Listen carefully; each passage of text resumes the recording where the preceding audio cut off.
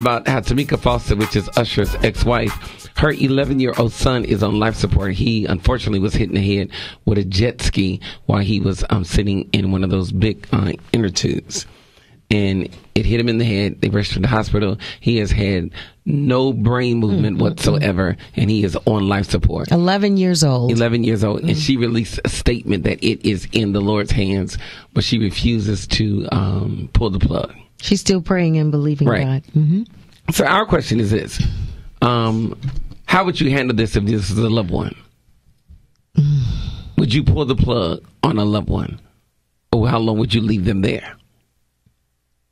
That's difficult. That's something I don't think you can really answer unless you've been in that situation. I mean, do you leave them plugged up and just say, okay, God will kick in?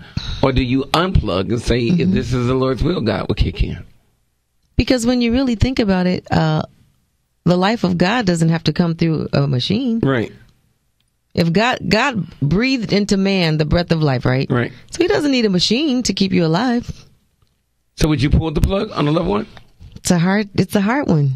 I just think that's really something you have to be in that predicament. I will say, you have to personally release that yourself. I don't think anyone can tell you to do it. That I don't believe. Right. No one can tell you what to do about that because you have to be able to release that yourself.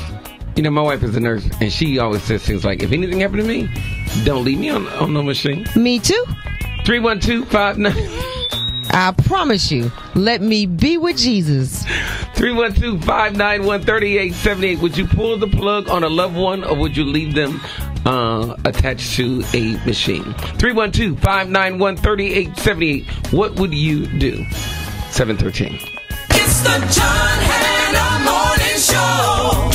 Chicago. You can take the Cocoa Brother Live show everywhere, wherever you go on iHeartRadio. From the west side to the south side and the burbs, get iHeartRadio.